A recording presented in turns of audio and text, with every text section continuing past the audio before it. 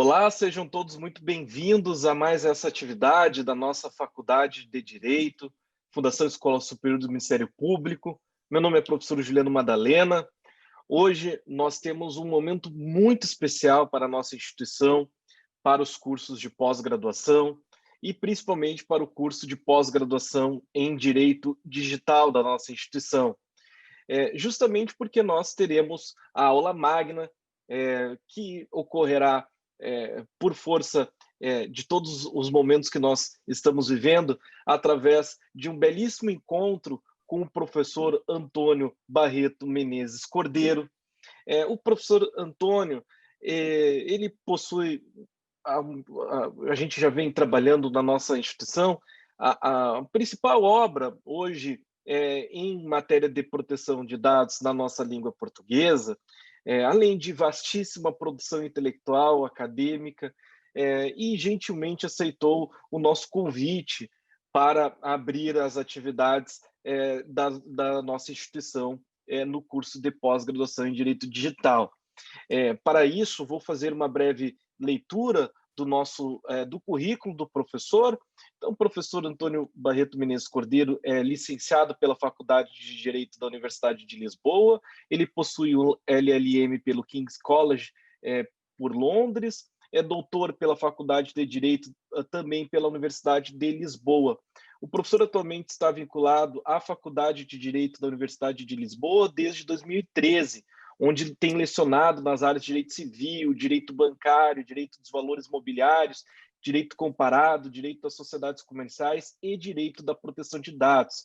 Atualmente, o professor tem mais de 60 escritos, artigos publicados, incluindo da simulação no direito, do trust, no direito civil, direito dos valores mobiliários, direito inglês dos contratos, manual de direito dos valores mobiliários e também, atualmente, a sua recente obra Direito da Proteção de Dados. O professor é diretor da Revista de Direito Financeira e dos Mercados de Capitais e da Revista de Direito de Tecnologia, e também é membro do corpo editorial da Revista de Direito Civil e da Revista de Direito das Sociedades. É vice-presidente do Instituto de Direito do Consumo, árbitro e jurisconsulto.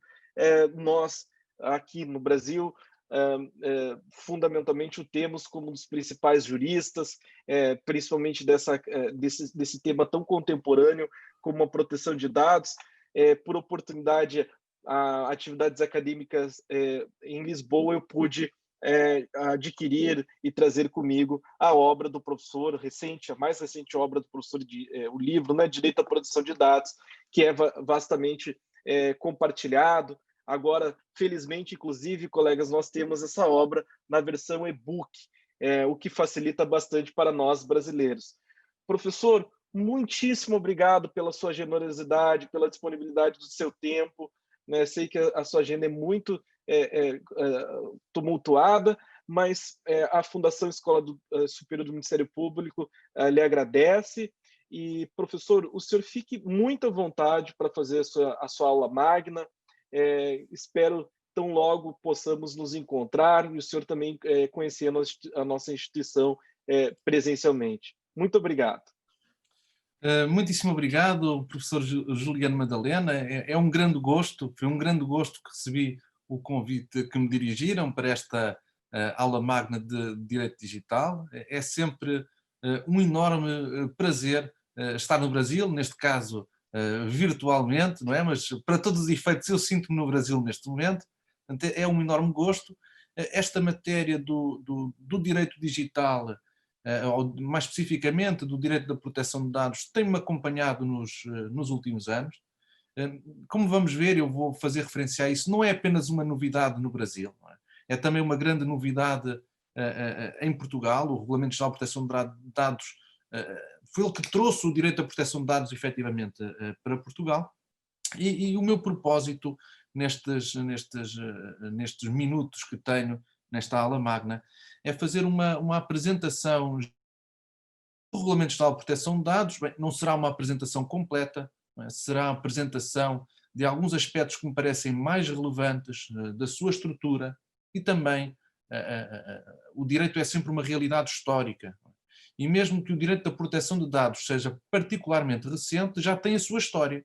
e nós, conhecendo a história de um determinado ramo jurídico, conseguimos dominar muito mais o seu conteúdo.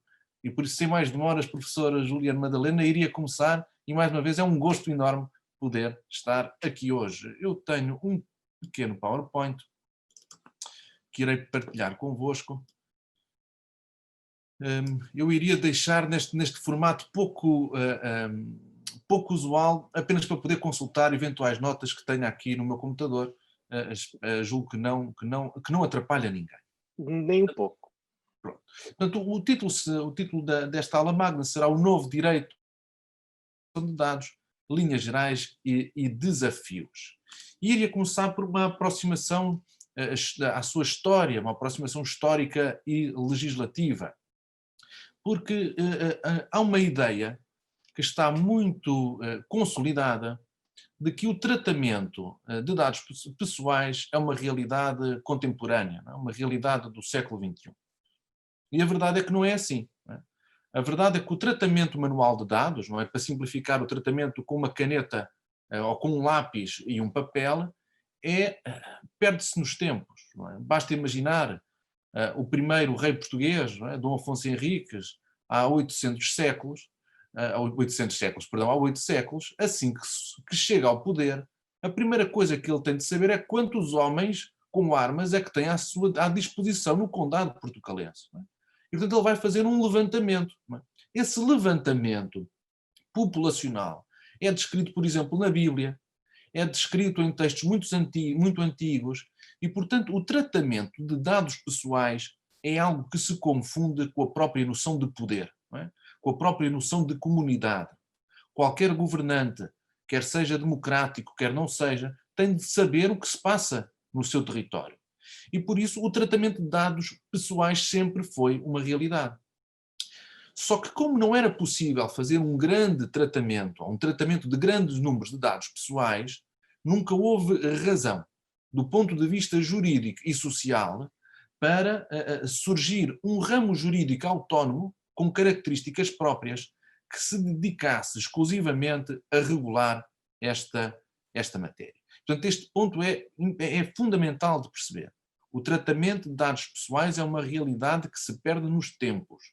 Porquê é que ele é tão importante agora, então? Bem, é tão importante porque a evolução tecnológica permitiu o tratamento de dados em grande escala.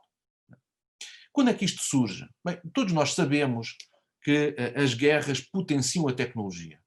Foi assim com a Primeira Guerra Mundial, foi assim com a Guerra Civil Americana, foi assim com a Segunda Guerra Mundial. No pós-Segunda Guerra Mundial, temos um grande desenvolvimento tecnológico. E esse desenvolvimento tecnológico ocorre onde? Ocorre nos Estados Unidos. A Europa estava destruída, o Japão estava destruído, e, portanto, a União Soviética, naturalmente, que não estava preocupada em proteger dados pessoais de ninguém, e, portanto, o grande centro tecnológico, na altura, era os Estados Unidos. E é precisamente nessa altura, no início da década de 60, que se começa então a discutir a necessidade de regular, especialmente, o direito da proteção de dados. E é curioso que, na altura, foram convidados uma série de professores de direito, jovens professores de direito, que foram ao Parlamento americano, ao Parlamento estadunidense, explicar então quais eram os seus problemas. E muitos dos problemas e das dúvidas que então levantaram, nomeadamente ao receio de que a informação ficasse petrificada, isto é, recolhem informação sobre mim quando eu tenho 20 anos, e essa informação continua a ser imputada 40 anos depois. Reparem, o direito ao esquecimento surge já destas dúvidas, destas incertezas que em 1960 já alguns professores de direito têm. Mas será que nós somos obrigados, ou será que podemos estar sujeitos a que a informação que nos diga respeito fique petrificada durante décadas? E foi então criado este Special Subcommittee on Evasion of Privacy. E eu aconselho toda a gente, são documentos muito extensos, mas eu aconselho a quem tem interesse por esta matéria em procurar no Google ou noutro motor de busca. Eu julgo que não estão públicos todos os volumes, mas parte deles estão. E vocês vão ser confrontados com uma curiosidade, que é a discussão que então se tinha não é muito diferente a de que hoje se tem. Que discussão se tinha? Por exemplo, será possível criar uma base de dados centralizada em que o governo centralize toda a informação detida por agências setoriais? É possível o setor privado, nomeadamente financeiro e bancário, trocar informação sobre nós, clientes, sem qualquer limite? É possível os investigadores de ciências sociais, nomeadamente, terem acesso a esta informação? Tudo isto era discutido então. E os documentos que foram produzidos por este Special Subcommittee on Invasion of Privacy foram depois muito utilizados na Europa para a produção das primeiras leis sobre a proteção de dados. Normalmente, há uma ideia comum de que a primeira lei surgiu na Alemanha, uma lei de um Estado alemão. Mas antes mesmo desta lei, já na Suécia tinha surgido uma outra, no início desse ano. E é curioso, e voltaremos a este ponto mais para a frente da nossa palestra. Ora, em 1970, tanto em Portugal e no Brasil, ninguém pensaria em questões desta natureza. Não é? Ninguém se lembraria, em 1970, nem é questão de estarmos os dois países em plenas ditaduras. Não é? É do desenvolvimento social, do desenvolvimento cultural, da evolução económica. Jamais alguém se lembraria que era necessário proteger os dados pessoais. E a Suécia lança uma lei, que é uma lei embrionária, uma lei que é lançada, que é positivada quase em jeito de teste. Nós não sabemos bem como é que devemos tratar esta matéria. Então vamos lançar uma lei provisória, até isto é curioso, para ver como é que funciona o tratamento, para ver como é que funciona o controle desse tratamento, para ver se é necessário uma entidade que supervisione isto tudo. E depois temos o primeiro diploma alemão, e é um diploma que, curiosamente, entra exclusivamente no setor público. Apenas no setor público. A primeira lei sueca tem um campo de aplicação subjetivo muito vasto, aplica-se ao setor privado e ao setor público, mas a primeira lei alemã apenas ao setor público. E porquê? Porquê é que e o Privacy Act vai no mesmo sentido? Porquê é que as primeiras leis se centram muito no setor público? Atualmente, se perguntarem a qualquer pessoa se ela quem é que ela acha que é a melhor ameaça à sua intimidade, à vida privada, toda a gente vai dizer invariavelmente as grandes empresas tecnológicas dos Estados Unidos. Não é? Toda a gente vai dizer isso. Depois talvez comecem a pensar talvez a China, a Rússia, com as suas intervenções externas, mas a maior parte das pessoas, eu desconfio que irá falar Facebook, Google, por aí afora. Só que na altura, esses grandes conglomerados tecnológicos não existiam, e o receio principal, a ameaça que mais era receada, era da intervenção do Estado. E há aqui elementos históricos e sociais interessantes. Porque é a partir da década de 60 que se começa a discutir efetivamente na Europa a ideia do Estado Social. Ora, como é que pode funcionar um Estado Social se o Governo Central não tem acesso à informação? Como é que eu posso disponibilizar subsídios de pobreza, de alimentação, se não tenho acesso à informação? Como é que eu posso atribuir um subsídio de maternidade se eu não tenho acesso à informação? Como é que eu posso atribuir um subsídio de invalidez se não tenho acesso à informação?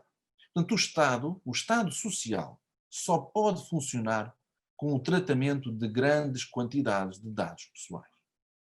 E nos Estados Unidos, o que é que acontecia? Nos Estados Unidos, é uma realidade que começou ainda antes da Segunda Guerra Mundial, com o presidente Roosevelt, que foi a criação de grandes agências federais.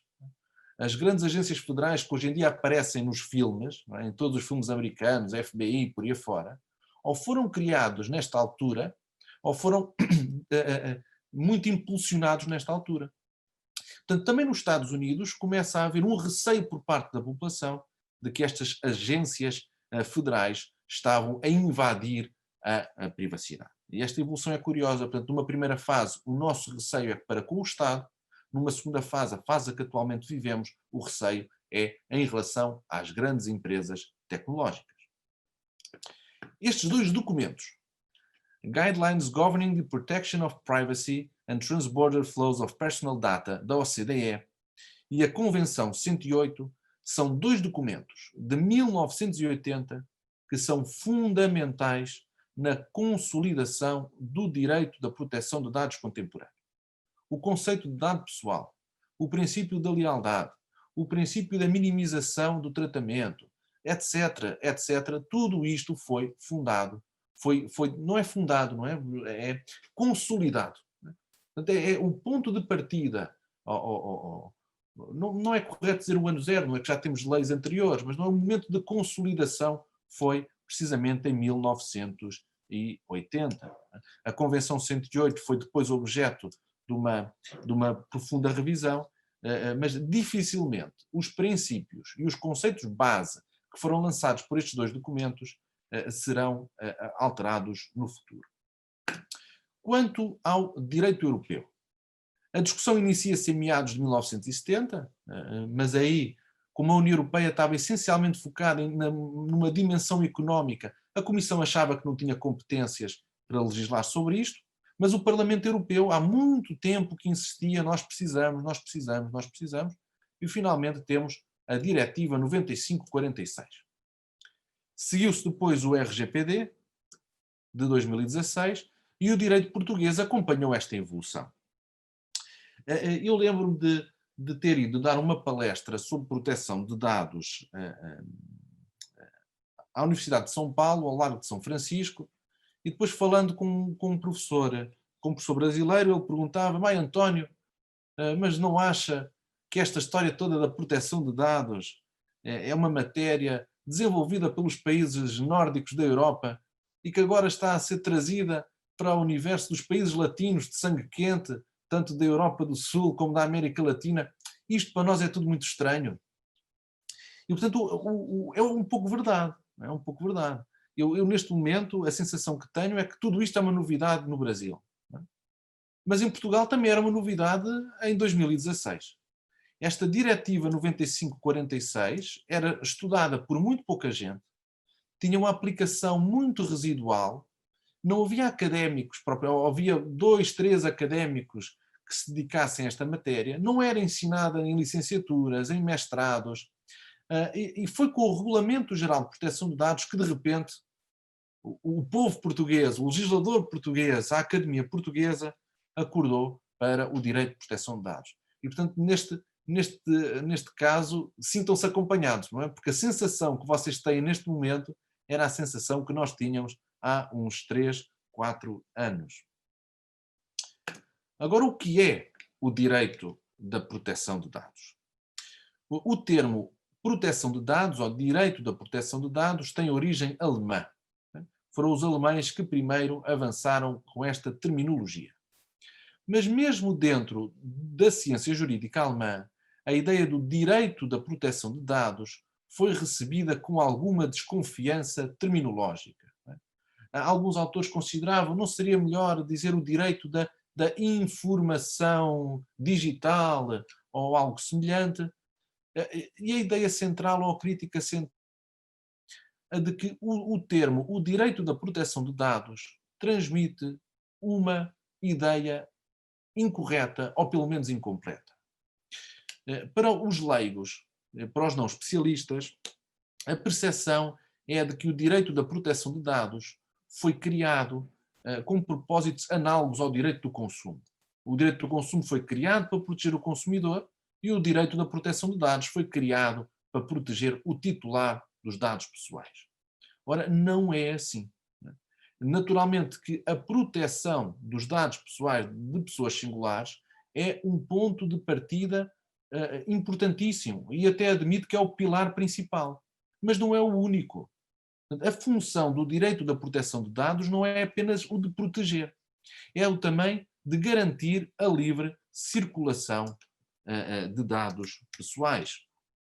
Este aspecto é curioso, porque do ponto de vista económico, se a Europa, ou o Brasil, ou qualquer outro país decidisse limitar simplesmente a livre transferência dentro de algumas, não é algumas, é de muitas regras, do ponto de vista económico, as nossas empresas seriam colocadas numa situação de enorme fragilidade.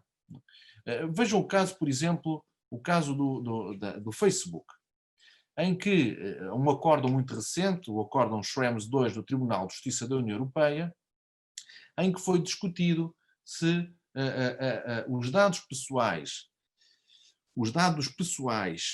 dos utilizadores do Facebook europeus podiam ser transferidos para as bases de dados da casa-mãe nos Estados Unidos. Não é? E a ideia não é proibir esta transferência.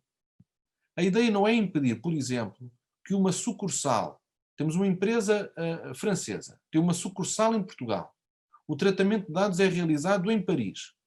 Pode a sucursal portuguesa transferir esses dados para a França? A ideia não é proibir esta transferência, senão é impossível. Não é? Os custos são muito elevados, do ponto de vista concorrencial é uma confusão enorme, e a ideia será então, dentro dos limites que o Regulamento Geral de Proteção de Dados coloca, a transferência tem de ser possível. Naturalmente que temos de salvaguardar os interesses dos titulares dos dados, mas a transferência tem de ser possível. Eu ia-vos mostrar o Regulamento Geral de Proteção de Dados, isto é, eu trabalho com estas 3 línguas porque às vezes é mais claro ler o texto inglês, ou o texto alemão, ou o texto italiano, ou o texto francês, do que ler propriamente o português. E se virem logo o primeiro artigo do Regulamento Geral de Proteção de Dados, diz-nos: o presente regulamento estabelece as regras relativas à proteção das pessoas singulares e à livre circulação desses dados. E depois o número 3, que tem um conteúdo, é muito esquisito, não pode ser lido isoladamente. A livre circulação de dados pessoais no interior da União Europeia não é restringida nem proibida por motivos relacionados com a proteção das pessoas singulares no que respeita ao tratamento de dados pessoais. Isto está mal escrito, não é? As leis não são só mal escritas em Portugal e no Brasil, desculpem-me a franqueza, também são mal escritas em Bruxelas, não é? Porque lendo isto isoladamente é exatamente o oposto do que está no número 2, não é? Portanto, tem de ser lida com alguma cautela, na ideia de que a proteção não pode ir ao ponto de esgotar ou impedir a circulação quando esta seja necessária. Não é? Às vezes, eu até acho que já tive esta conversa com o professor Juliano Madalena, não é? Qual é o princípio que irá prevalecer em última análise? É sempre difícil responder a essa questão. É necessário verificar qual é a situação concreta, quando os juristas não conseguem dar uma resposta direta, dizem sempre é necessário analisar a situação concreta. Não é? Mas efetivamente é assim. Nós temos de verificar qual é o propósito de cada preceito em concreto. E depois recorrer sempre ao princípio da proporcionalidade. Qual é o impacto efetivo de um determinado tratamento na esfera jurídica do correspondente titular. Este ponto é fundamental. O direito à proteção de dados não visa apenas proteger os dados das pessoas singulares, visa também garantir a livre transferência, a livre circulação dentro de alguns limites.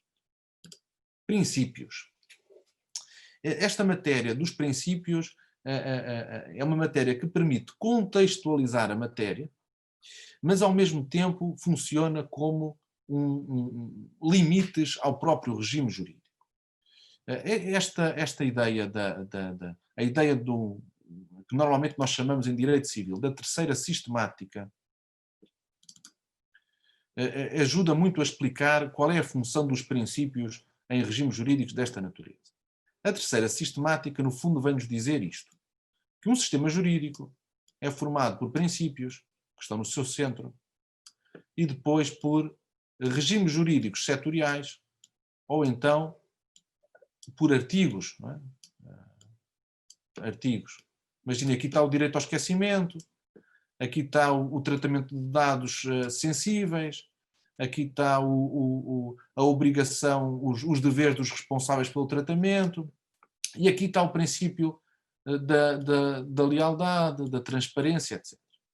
E a ideia de sistema é que o núcleo e a periferia se influenciam reciprocamente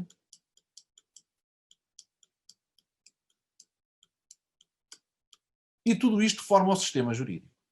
Portanto, um sistema jurídico não é mais do que um conjunto de princípios, não é mais, entre aspas, não é? Do que um conjunto de princípios nucleares, um conjunto de regimes periféricos que se influenciam reciprocamente e que têm, dentro das limitações que a nossa ciência jurídica tem, uma lógica interna, não é?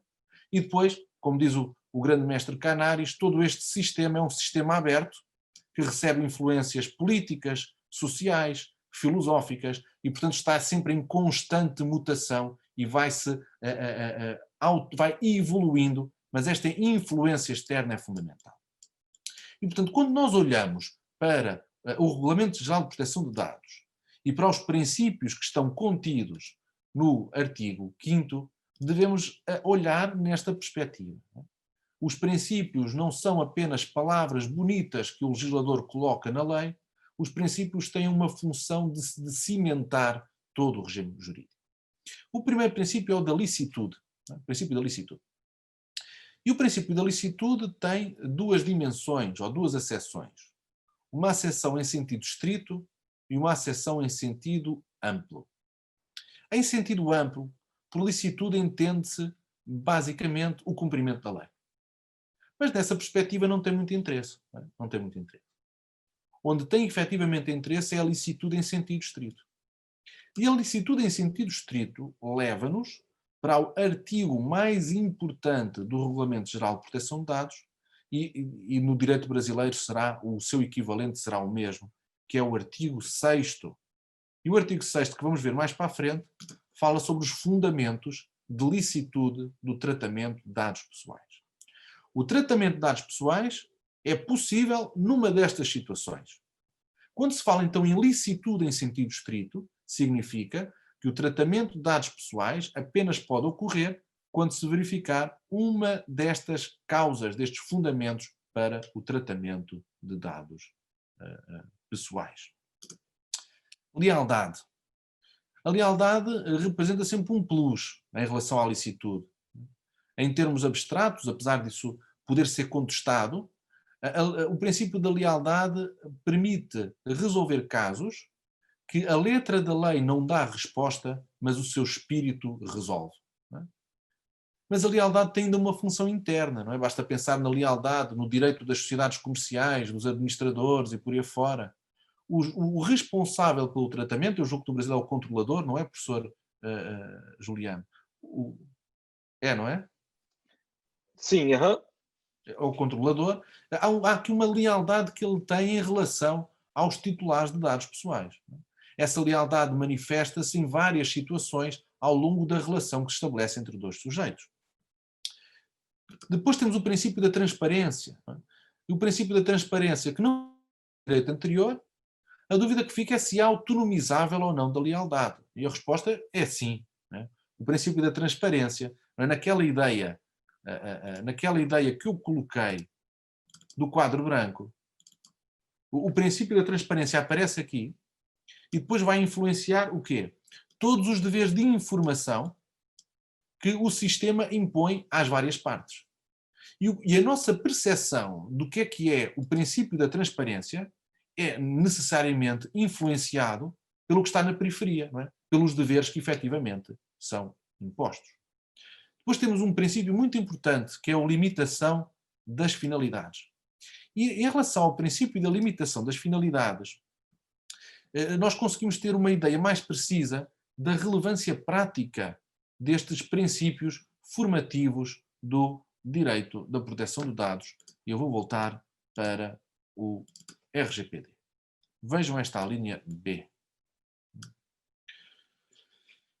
O tratamento de dados, os dados pessoais são recolhidos para finalidades determinadas, explícitas e legítimas. Sempre que um dado pessoal nosso é recolhido, a recolha de dados pessoais é um tratamento. E é o primeiro tratamento. O primeiro tratamento que tem de existir é a recolha ou o registro de dados pessoais. E quando este primeiro passo é realizado, então o controlador, ou o responsável pelo tratamento, tem de dizer ao titular dos dados qual é o propósito dessa recolha. Ele vai utilizar os propósitos com que fins? não é? Esses fins têm de ser determinados. Não pode ser, por exemplo, eu estou a recolher esta informação com propósitos de marketing. Não pode ser. Não é? Com propósito de marketing de quê? Com propósitos de marketing daquela empresa. Tá? Mas com que fim? Para a divulgação de produtos. Está interessado? Dá o seu consentimento? Ok, eu dou o meu consentimento apenas para essas finalidades.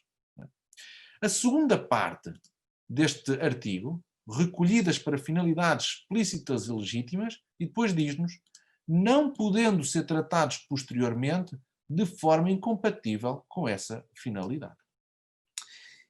Um caso prático que eu coloco normalmente aos meus alunos, que é o seguinte. Imaginem que há uma empresa que recolhe os vossos dados pessoais e vos pergunta assim: olha, eu vou recolher estes dados pessoais apenas com o propósito de marketing relativo a automóveis. E um certo dia vocês começam a receber marketing relativo a motos. Será que esse tratamento posterior está a ser tratado de forma compatível ou incompatível? Parem, o legislador europeu não diz de forma compatível. Tem de ser de forma compatível. Diz, não pode ser de forma incompatível. Parece que dá uma margem de manobra. Neste caso das motos, a minha resposta será não.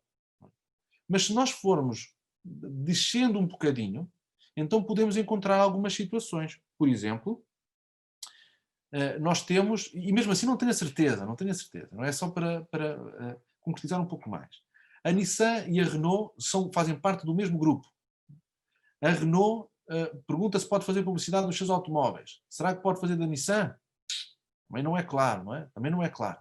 Mas a ideia terá de ser, o tratamento subsequente é possível com ligeiras alterações, desde que não seja incompatível com o propósito inicialmente. Naturalmente que eu posso sempre retirar o meu consentimento, não é? Apenas estamos a avaliar se há uma violação ou não de algo por parte do controlador. Depois temos o princípio da minimização de dados. Este princípio da minimização de dados pode ser apresentado, no seu núcleo encontramos a ideia da proporcionalidade. A ideia de que, se aquele resultado puder ser alcançado sem o tratamento de dados pessoais, ou sem o tratamento de alguns dados especiais, é isso que deve ser feito. Portanto, a minimização de dados é, sempre que possível, os dados tratados devem ser o mais reduzidos. Ou dito de forma mais correta. Apenas aqueles dados que são efetivamente fundamentais para alcançar o propósito determinado é que podem ser objeto de tratamento. Se esse propósito pode ser alcançado de outra forma, então há uma violação do princípio da minimização de dados. Depois os princípios começam a ser já mais concretizáveis. Não é? O princípio da exatidão, proibição de recolher dados incorretos, o dever de atualização, o dever de apagar ou retificar. Já nos começamos a afastar da ideia de princípios, não é? Já começam a surgir como normas com conteúdo bastante delimitado. O mesmo em relação a estes dois. Limitação da conservação e integridade e confidencialidade. Não é? São bastante fáceis de apreender qual é que será o seu conteúdo. Este artigo 9, este princípio 9, é um princípio novo do Regulamento Geral de Proteção de Dados, que não estava na Diretiva de 95, e que é hoje uma das características mais marcantes do direito contemporâneo. Principalmente em todos aqueles direitos em que existe um desequilíbrio entre as partes. Seguros, bancário, mercados de capitais, consumo. Já não se impõe apenas à parte forte, neste caso ao responsável pelo tratamento, a obrigação de cumprir a lei. Ele está obrigado a demonstrar que cumpriu a lei. É o famoso compliance. Não é? A matéria de compliance sempre existiu. Não é? Mesmo em leis mais simples. Vamos imaginar uma lei muito, muito simples das cavernas em que não era possível o irmão casar-se com a irmã. Não é? Então prove lá que vocês não são irmãos. Não é? E, portanto, a ideia de compliance é algo muito antiga. Não é? Eu, em tempos muito antigos e desde sempre, eu tive de conseguir provar ao meu direito, ou provar a violação. de uma determinada obrigação.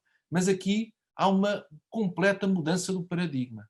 Espera-se que o responsável pelo tratamento, espera-se que os bancos, que as seguradoras, que os intermediários financeiros não apenas cumpram a lei, mas consigam demonstrar o seu cumprimento. É um novo passo no sentido da proteção da parte mais fraca.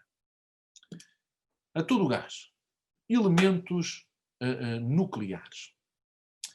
Em relação a estes elementos nucleares, o primeiro aspecto que me parece importante de referir, e é uma matéria à qual eu tenho dedicado bastante investigação, mas é uma matéria muito, muito complexa, muito difícil, parece-me a mim de encontrar uma solução ótima. Mas, bem, o nosso direito não é uma ciência exata, não é? Nem todas as construções têm de ser lógicas do ponto de vista matemático. Tem a ter um fundo social, cultural, histórico, que seja suficientemente bastante para o sustentar.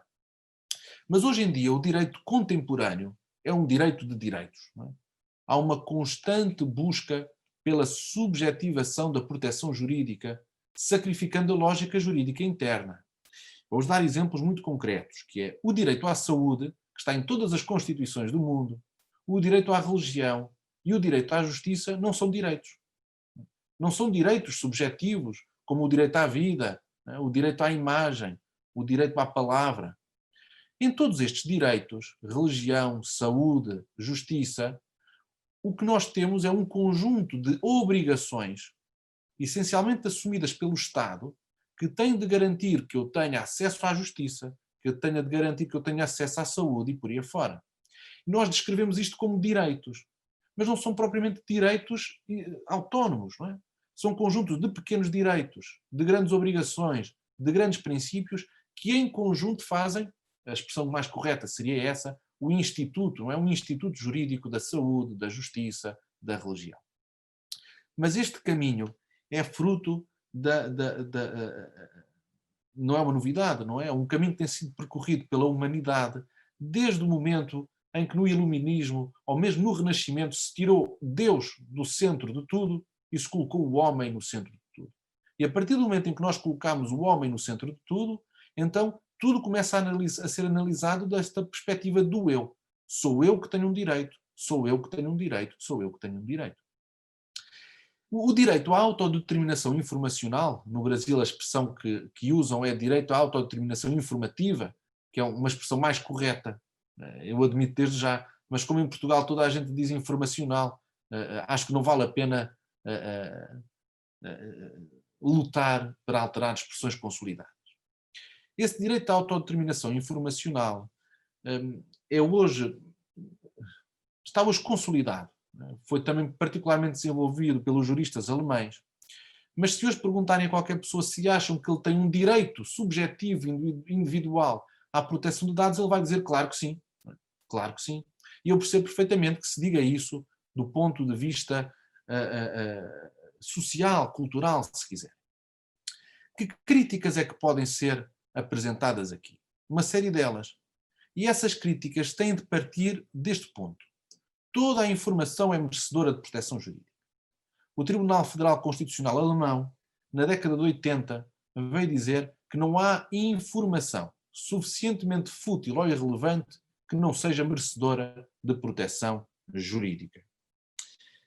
Eu costumo agora dar um exemplo que é elucidativo, mas é mais fácil dar um exemplo se nos focarmos nos aspectos económicos e se nos focarmos naquilo que se chama Big Data, o tratamento de grandes quantidades de dados. Vamos imaginar o primeiro cenário. Temos a empresa A e a empresa B. E ambas as empresas vendem próteses de braços. Imaginem que a empresa A tem acesso a uma base de dados da qual constam todos os portugueses que não têm um braço. O que é que acham que vai acontecer à empresa B? Vai ser, desculpe uma expressão, escorraçada do mercado. Não tem hipótese nenhuma do ponto de vista concorrencial. Porque o seu concorrente direto tem uma base de dados com todos os portugueses que apenas têm um braço. Portanto, ele vai direcionar toda a sua atividade de publicidade para aqueles sujeitos. E, portanto, a informação o António Cordeiro apenas tem um braço é relevante. E agora eu vou-vos demonstrar que a afirmação "o António Cordeiro tem 2 braços" também é relevante. Imaginem o mesmo cenário, só que a empresa A tem uma base de dados da qual constam todos os portugueses que têm 2 braços. E a empresa B não tem acesso a essa base de dados.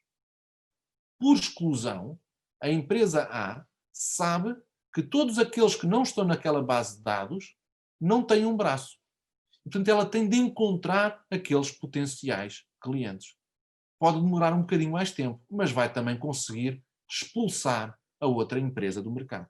Portanto, reparem que a informação "o António Cordeiro tem 2 braços" pode parecer totalmente irrelevante para o que quer que seja, mas do ponto de vista económico, e eu reconheço, do ponto de vista da Big Data, tem uma importância, ou pode ter uma importância muito considerável.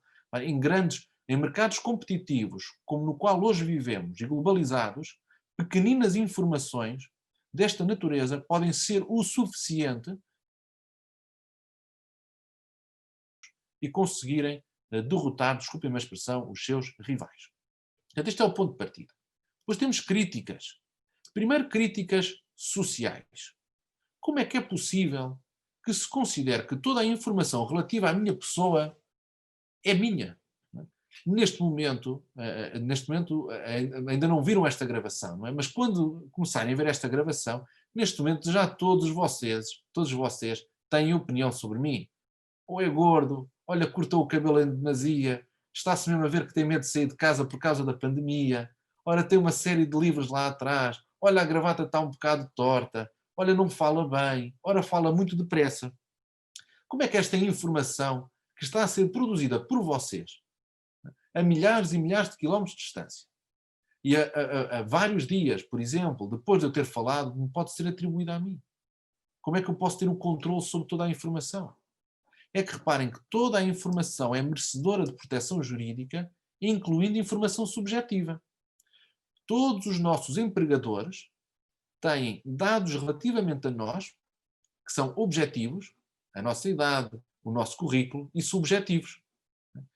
Nós, enquanto professores, os diretores da nossa escola, esperemos que não é? Mas têm um perfil e nesse perfil aparece lá o professor António Cordeiro é mau professor, o professor Juliano é bom professor, ou vice-versa. Não é? Estas informações subjetivas, desenvolvidas por terceiros, são também, em teoria, informações nossas. Não é? E, portanto, do ponto de vista social, é muito complicado defender que se trata de um direito subjetivo. Dogmáticas, à luz do RGPD. O aspecto aqui central, e é uma matéria muito interessante, mas na qual eu não posso entrar, mas vou chamar aqui a vossa atenção, é em relação ao artigo 2º do Regulamento Geral de Proteção de Dados, que diz assim: o tratamento de dados que é efetuado por uma pessoa singular no exercício de atividades exclusivamente pessoais ou domésticas não está sujeito ao RGPD. É um dado pessoal. Não está sujeito ao RGPD. Agora, imaginem que eu estava no Brasil a dar esta aula, lia-vos este artigo, pegava no meu telemóvel e começava a tirar fotografias de cada um de vocês. E dizia, não se preocupem, que isto é só para o meu uso pessoal. Ficavam todos assustados. No âmbito do direito civil e do direito constitucional, o tirar uma fotografia a alguém é uma violação do seu direito à imagem. E por isso é que nós dizemos que o direito à imagem é um direito absoluto. Agora, no caso da proteção de dados, se eu recolher dados, por exemplo, do Cristiano Ronaldo ou do Neymar, com propósitos meramente de hobby, não é? De coleção, ou a informação que eu tenho no meu telemóvel, com dados de contactos de familiares, de amigos, com moradas que eu tenho no meu computador, tudo isso é um dado pessoal, mas foge ao campo de aplicação do Regulamento Geral de Proteção de Dados. E, portanto, mesmo à luz do direito da proteção de dados, nem todos os dados pessoais são, nem a todo o tratamento é aplicado o RGPD. Finalmente, a ideia de que o consentimento é uma ficção. É uma ideia muito interessante, porque nós temos a ideia de que, ao darmos o nosso consentimento, estamos senhores da situação. olha, autoriza-me que eu trate os seus dados pessoais com fins de marketing relacionados com a empresa e nós damos o nosso consentimento e ficamos descansados. Olha, eu efetivamente, tudo isto funciona muito bem e eu controlo a situação.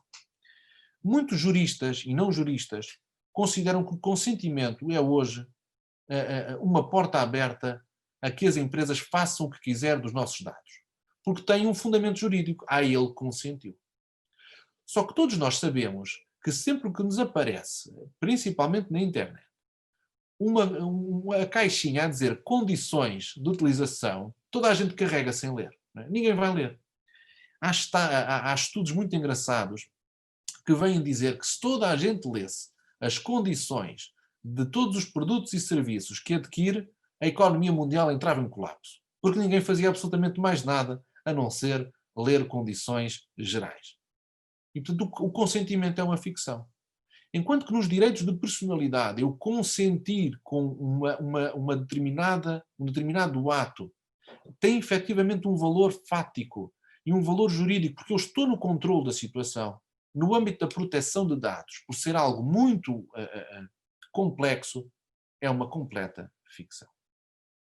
Fundamentos de licitude. Estes 6 fundamentos, eu não os vou analisar, que isto daria para um curso de 10 ou 20 horas, mas é para vos chamar a atenção um aspecto muito interessante. O consentimento, portanto, o titular consentir no tratamento de dados, está fundado neste direito à autodeterminação informativa. Execução contratual está também fundado indiretamente no direito à autodeterminação informativa, porque eu sei que quando celebro determinados contratos é necessário, nem que seja para efeitos de faturação, que alguns dados pessoais me sejam tratados e por isso eu estou a autorizar. O cumprimento da obrigação legal é uma imposição do legislador, e, portanto fará também sentido. Os interesses vitais visa proteger-me. Em algumas situações eu não consigo consentir a tempo, mas é do meu interesse, então o tratamento é autorizado. E finalmente aqui o interesse público tem também uma visão clássica da proteção de dados de ser um poder do Estado. Nestes 5, o que está em causa são interesses do Estado ou da coletividade, ou aqui é que temos o grande problema. É que nos termos da linha F do artigo 6º do RGPD, o tratamento de dados pessoais pode também ocorrer quando seja do interesse do controlador. Isto é uma viragem muito considerável da concepção teórica que até agora eu vos estive a apresentar. A subjetivação da posição jurídica, a defesa dos interesses do titular dos dados. Tudo isto é posto em causa por estes interesses legítimos. O que está toda a gente agora à espera é de saber de que forma é que os tribunais vão conciliar a proteção dos interesses individuais e a proteção dos interesses legítimos dos controladores.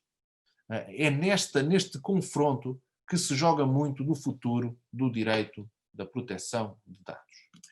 Eu iria talvez saltar este aspecto, não, talvez seja interessante, não é? Em termos gerais. O RGPD aplica-se hoje em todo o espaço europeu e assenta essencialmente numa cooperação entre as diferentes autoridades de controle nacionais, portuguesa, espanhola e italiana, e num regime sancionatório comum. Todavia, o RGPD tem muitas cláusulas de abertura. Ou seja, para as partes, para todos os países europeus ficarem de acordo em relação ao conteúdo do RGPD, foi necessário conceder competências legislativas aos vários Estados para que adequassem um pouco o RGPD à sua realidade interna. Mas eu julgo que aqui já será muito, muito técnico, ou fugirá muito ao interesse dos nossos colegas brasileiros. Desafios. E para terminar, o último slide. O primeiro, os desafios não são desafios jurídicos na perspectiva legislativa. Hoje em dia, fazer uma lei, desculpem-me a franqueza, é fácil. Porquê? Porque nós conseguimos aceder a leis feitas por outros países. Não é? É porventura muito difícil fazer uma lei sobre uma matéria que não existe. Não é? Um contrato que não existe. Criar algo de raiz.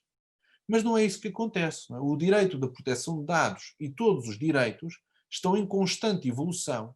E, portanto, é fácil para Portugal fazer uma lei de proteção de dados. É fácil para o Brasil fazer uma lei de proteção de dados. É fácil para qualquer país fazer uma lei de proteção de dados.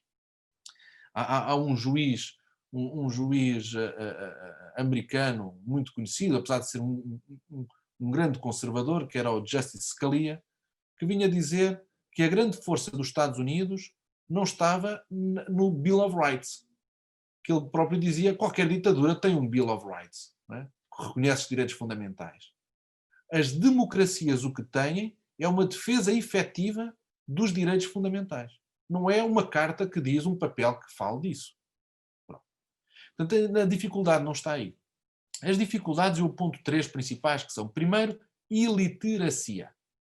Nem o povo português sabia nada de proteção de dados, nem o povo brasileiro, desculpem-me a ser tão direto, desconfio eu, saiba nada sobre isto. Não é? São matérias novas. Todos nós estamos a aprender. No Centro de Investigação de Direito Privado, nós temos uma pós-graduação. Eu costumo fazer a abertura e digo logo, tomem atenção, se eu disser algum disparate, se quiserem acrescentar alguma coisa, avancem sem problema nenhum, porque estamos todos a aprender. Não é? Todos a aprender. Então, o primeiro embate é este. O que é? E esse primeiro embate vai ter consequências económicas, ou pode ter graves, como empresas que se apresentam no mercado como sendo especialistas e não são, como professores que se apresentam como estudando o RGPD há 10 anos e o RGPD existe há 4 anos, e, portanto, há de tudo no mercado. Não é? A pouco e pouco o mercado vai tirando a má moeda, não é? E ficando apenas com a boa, mas é uma consequência da iliteracia generalizada. Depois, uma desconfiança generalizada por parte dos consumidores. Nos vários, e são fáceis, não é? Se escreverem data protection, trust, consumers, qualquer coisa deste género, vão encontrar na internet imensos dados estatísticos sobre isto. A maior parte das pessoas não confia nas empresas para o tratamento dos seus dados pessoais. Portanto, às empresas, a dificuldade está, primeiro, em adaptar a sua realidade interna à nova lei, mas, segundo, e esta parte é mais difícil, convencer o consumidor que é de confiança. E essa parte não é jurídica, não é? Essa parte tem marketing, demora tempo a criar esta confiança. Finalmente, falta de meios humanos e meios materiais. Não apenas nas empresas. Aqui onde se sente mais, em Portugal e outros países na Europa, é no âmbito das nossas autoridades de supervisão. As autoridades não têm meios humanos, económicos e materiais para conseguir verificar se este diploma, que tem uma aplicação gigantesca, está ou não está a ser aplicado. E, portanto, não basta montar uma autoridade de proteção de dados. É necessário dar muitos meios técnicos, muitos meios humanos, muitos meios económicos para que ela possa efetivamente cumprir a sua função. Eu devo dizer, para terminar, que o direito da proteção de dados é um mundo. É um mundo que se está a abrir aos juristas. Mas é, porventura, a porta aberta, o ponto mais evidente em que o nosso direito está a passar por uma revolução. A última grande revolução jurídica foi fruto da Revolução Industrial, em que o contrato ganhou à terra. Não é? As relações feudais deixaram de ser relevantes. O que passou a ser relevante foi os contratos que são celebrados entre comerciantes, só possível por causa do boom industrial. E neste momento nós vivemos numa nova era. A nova era é o que parece que acontece é o campo de aplicação por excelência do direito deixa de ser o espaço físico para ser o espaço digital. E este direito de proteção de dados é o exemplo paradigmático de que estamos a caminhar para uma nova era, essa era que é totalmente imparável neste momento. Muitíssimo obrigado pela vossa atenção, muitíssimo obrigado, professor Juliano, foi um gosto enorme, espero que tenham gostado. Professor, muito obrigado pela excelente exposição e na sua exposição, professor, particularmente falando, o que é muito interessante porque eu, além da sua obra, e a gente tem aquela o senhor também deve ter com a doutrina, com seus professores. A gente acaba se comunicando com os professores através da leitura, uma comunicação silenciosa, né? Muitas vezes sozinha, mas eu estou lendo a obra, já li, reli, e eu me comunico com o professor através dessa leitura. E o mais interessante, professor, é que na sua fala, e por isso que eu sempre recomendo a leitura da obra do professor, realmente acaba por confirmar muito dos pensamentos que eu, em alguma medida, tinha e até expus para o professor, e também outros, né? Ou seja, essa comunicação ela é muito interessante para nós que estudamos o direito. Eu acredito que o senhor saiba exatamente do que eu esteja falando. Ou seja, você lê um livro, às vezes o professor está do outro lado do mundo, às vezes você ainda não falou com aquele professor, mas você está numa comunicação. Então, realmente, professor, eu concordo em absolutamente tudo que o senhor mencionou, inclusive as críticas, as entrelinhas, são dizeres que aqueles que me acompanham no Brasil, os meus alunos, sabem exatamente que eu também refiro sobre as preocupações com a matéria, inclusive com muita frequência aparece, né? Vamos fazer um painel de especialistas em proteção de dados. Eu refiro, olha, mas como nós teremos especialistas em proteção de dados se nós ainda não temos uma sentença brasileira versando sobre a matéria, com precedente sedimentado pelas cortes superiores?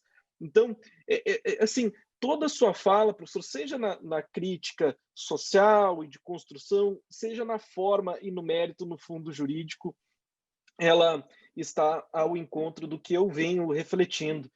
Professor, e nesse sentido, eu também, até para confirmar e aproveitar da sua presença, aqui a gente vê, veja, o próprio nome do nosso curso chama-se Direito Digital. Há na doutrina brasileira, inclusive muito tímida nesse sentido, um não enfrentamento da dogmática, que é muito típica do direito europeu e principalmente, eu posso dizer, dos portugueses, né? Os professores portugueses, os juristas portugueses, eles fazem esse enfrentamento dogmático, o que para mim é maravilhoso. Eu tenho prazer, eu gosto muito disso. Nós aqui no Brasil, nós ainda não estamos enfrentando esta dogmática puramente dita. Eu tenho algumas... E aí o que acontece? Veja, direito digital. Nós, ao meu ver, professor, nós temos por oportunidade desta digitalização, por uma passagem de uma economia industrial, ou seja, uma economia tangível, para uma economia fundada na informação, em uma sociedade da informação, como quer Castells, ou tantos sociólogos e professores e estudiosos da matéria vão sempre, eventualmente, divergir se é a sociedade da informação, se é uma sociedade líquida, se é uma sociedade em rede, mas todos eles têm algo em comum. É uma sociedade apoiada em estruturas virtualizadas e tecnológicas. Nisso, professor, me parece, e aí talvez lhe ouvir unicamente nesse sentido,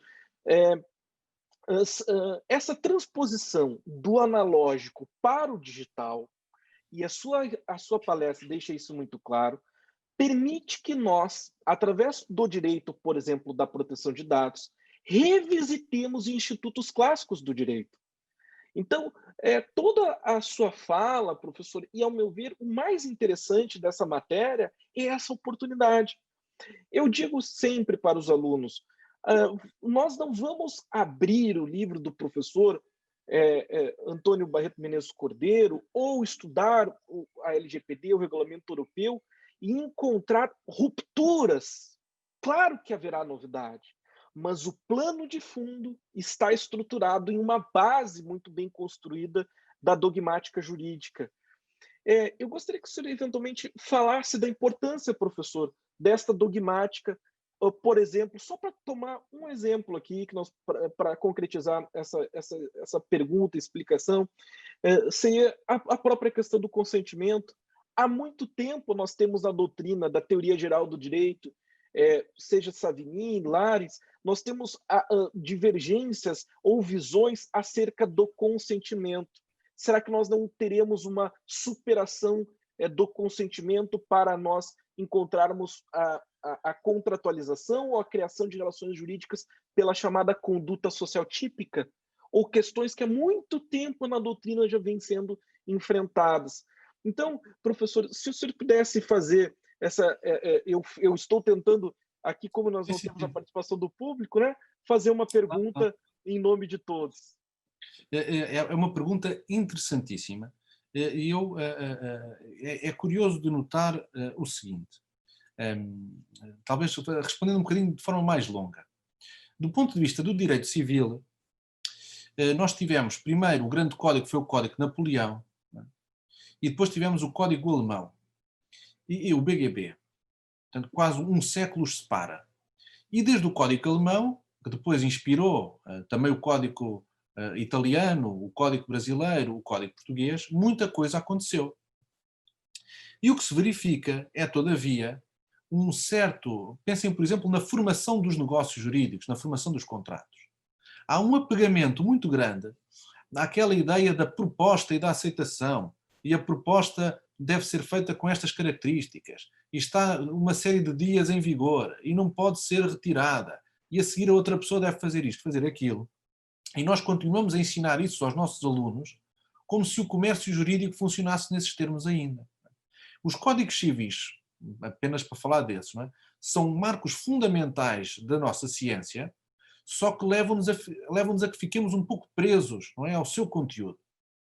E neste momento, a era digital é em que nós entramos, e o RGPD tem uma série de elementos, tanto no âmbito da teoria da vontade, como dos vícios da vontade, como do consentimento, que nos permite testar se o Código Civil nesse âmbito é a solução mais adequada e, segundo, se novos mecanismos que são reconhecidos pelo RGPD podem ser transpostos para o seu núcleo.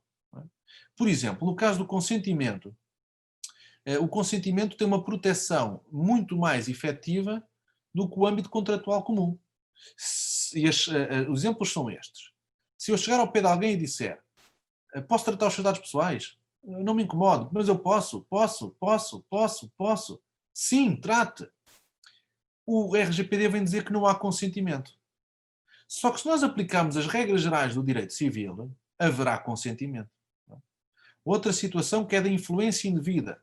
Se demonstrar que eu tenho uma grande ascendência sobre os meus alunos e com base nessa ascendência aproveito-me para tratar os seus dados pessoais, o RGPD diz que não é possível.